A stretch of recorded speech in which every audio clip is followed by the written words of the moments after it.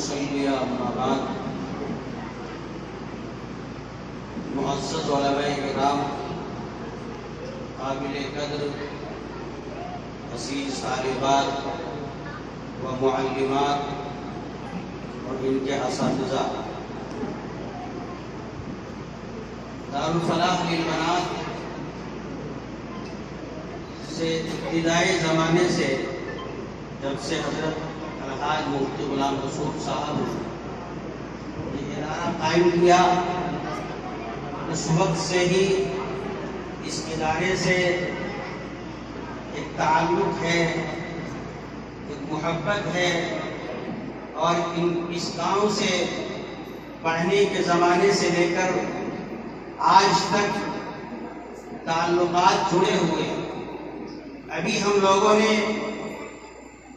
اس سے قبل 2 بچیوں کا حفظ قرآن کریم سنا۔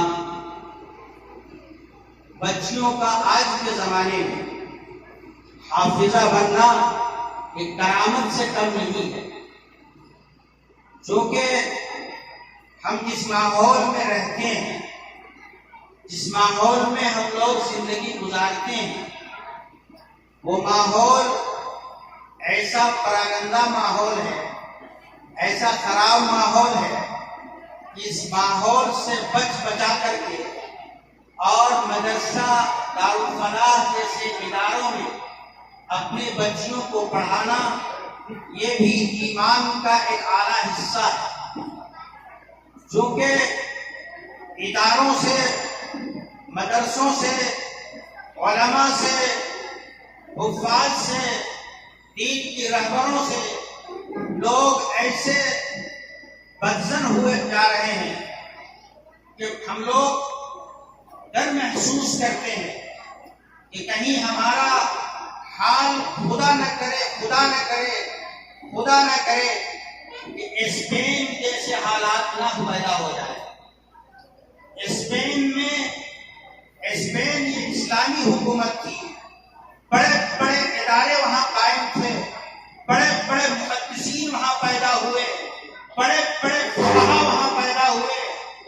اس کے باوجود وہاں کے لوگوں نے علماء کرام سے عوام الناس کو بدزن کروایا، مدارس اسلامیہ سے بدزن کروایا، جس کی بنیاد پر ایک دن ایسا آیا کہ تمام لوگ مدارس سے بدزن ہو کر محنت کر رہے ہیں۔ بارہا پروگراموں میں آنا ہوتا ہے، ویسے بھی اتفاق سے آنا ہوتا ہے۔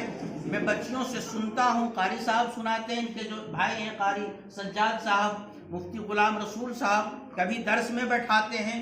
بہت ہی اچھی محنت ہے، بڑی اچھی کوشش ہے کہ تجوید کے ساتھ اور صحت مخارج کے ساتھ، اچھے لب و لہجے کے ساتھ قرآن کریم کا پڑھانا۔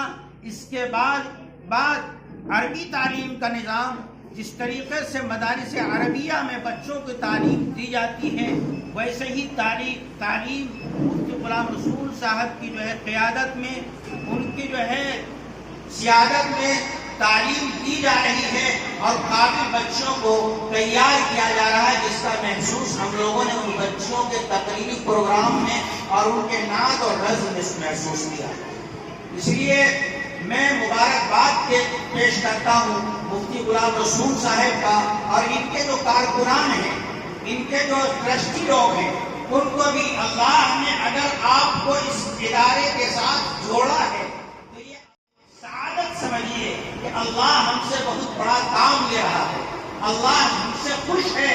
اللہ اگر ہم اور آپ کام نہیں کریں گے تو اللہ ہمارا اور آپ کا محتاج نہیں ہے، کسی غیر سے اللہ کام لے رہا ہے۔ اللہ اگر کام لے رہا ہے تو کام خوشی کے ساتھ، سعادت سمجھ کر کے کرنا چاہیے، اور ادارے سے تعلق رکھنا چاہیے۔ ادارے میں جب بھی اس طریقے سے کوئی کام ہو، اپنے کام کو چھوڑ کر کے اور یہاں آ کر کے پروگرام کو کامیاب بنانے کی فکر کرنی چاہیے۔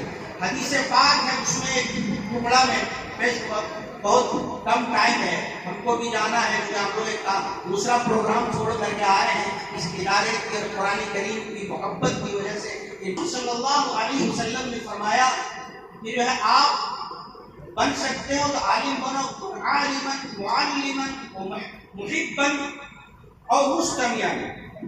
آپ عالم بن سکتے ہو تو عالم بنو، متعلم بن سکتے ہو تو متعلم بنو.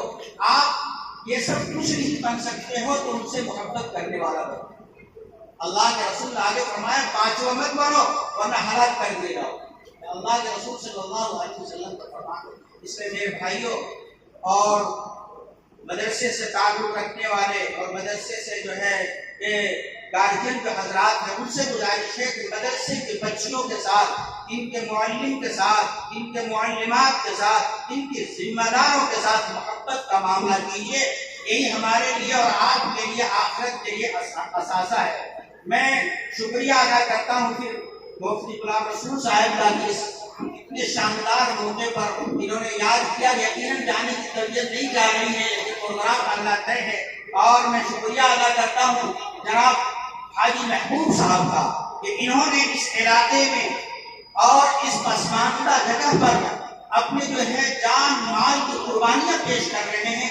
یقیناً آپ کے لیے بھی اللہ تبارک و تعالیٰ یہ دنیا میں کہ آپ جنت بنا رہے ہیں آخرت کے لیے، یہ جنت بن رہی ہے اس لیے کہ ان بچوں کی خدمت کرنا، ادارے کی خدمت کرنا یہ بہت بڑی عبادت ہے. یہ اللہ تبارک و تعالیٰ جسمانی عبادت سے زیادہ مقبولیت اللہ نے خدمت خلق اور طالبات اور طالب علموں کی خدمت میں رکھا ہے. میں اس شعر کے ساتھ اپنی بات ختم کرتا ہوں. پہرا کے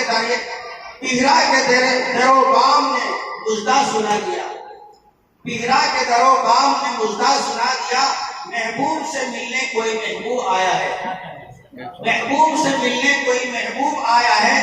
الفت کرم سوغات محبت لیے ہوئے، الفت کرم سوغات محبت لیے ہوئے، وہ عاشق رسول بھی ہے کیا خوب آیا ہے. جناب محبوب صاحب وجود و سخا جذبہ ایثار و ترحم